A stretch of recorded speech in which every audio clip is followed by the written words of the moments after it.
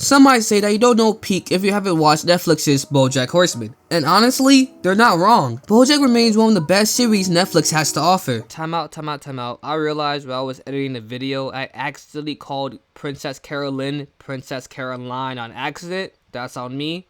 Next time, I'm gonna do better, okay?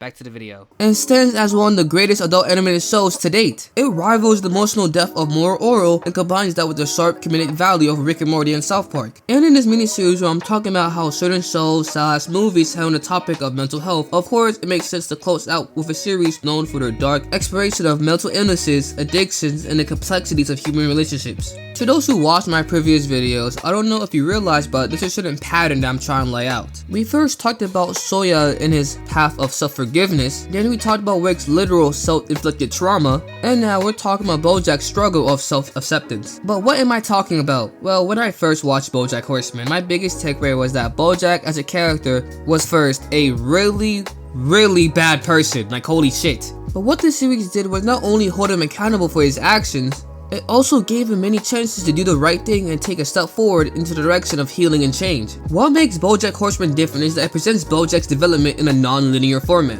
We see him constantly progress and regress throughout the series. Through his own actions, he ends up anchoring himself down, dragging the people around him. Meanwhile, we see characters like Todd, Diane, and PC actually soar without him, coupled with the fact that some people had mixed opinions about the series finale, saying they didn't give a definitive statement on BoJack's progression as a person, whether he got what he deserved or truly redeemed himself. I say it differently. To me, the ending shows that BoJack has the potential to finally change, and maybe that's the most honest ending the show could give us. You go through pain, you lose people, you mess up, then you keep living. BoJack's story ending on loose ends only adds more to the series' message. Throughout the show, we see a recurring theme of marching forward with your head held up high. We hear different quotes from many characters with a similar message about keeping yourself moving forward. But the quote I want to focus on is from BoJack's childhood hero, Sagittarius. Of course, I'm referencing the moment when we see Sagittarius reading a letter he got from BoJack when he was a kid. BoJack, when you get sad, you run straight ahead and you keep running forward no matter what.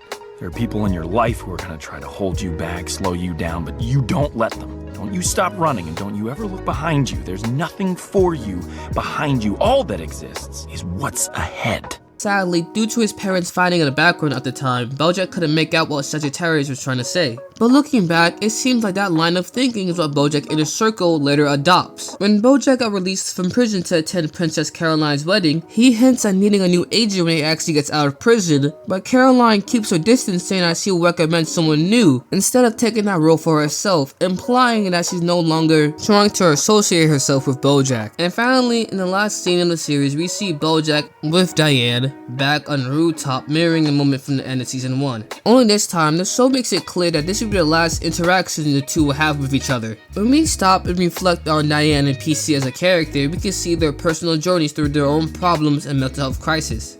And after encountering people who held them back and slowed them down, the two didn't stop moving, they kept going forward. To me, them cutting ties with BoJack is their way of not looking back, because all that exists is what's ahead. You just keep living. What this means for BoJack is that, like any person, I believe he's capable of change. We see a glimpse of that throughout the whole series. But everyone's progress is different, and we need to remember that. It's not about the destination, it's about the journey. He'll stumble, he'll trip, and he might even fall back where he started. But what really matters is that he needs to keep going. Only then can we see BoJack finally come to terms, not just what he did or didn't do, but with himself. BoJack is an amazing series filled with well-written and complex characters, great episodes, and spectacular moments. Maybe in a future video, I'll go more in depth and talk about certain characters that interest me. It was fun making this mini-series in awareness of Men's Mental Health Month because a lot of people really do find solace in these type of shows and movies. With entertainment like this, it can help connect people across a broader audience, people who are actually dealing with similar issues, or even just bringing attention to problems they didn't know were there. And that's great. That's one of the main reasons I made this channel in the first place. To analyze these shows and movies and figure out the overall message they're preaching. Because it doesn't matter what a show is, whether it's serialized drama or just meant for laughs, every show is a story and every story has a message. And figuring out what that message is, whether it's subconscious or intentional, is exactly what I'm here to do. I'm your host, Take It, and we do a little reviewing around here. Peace out.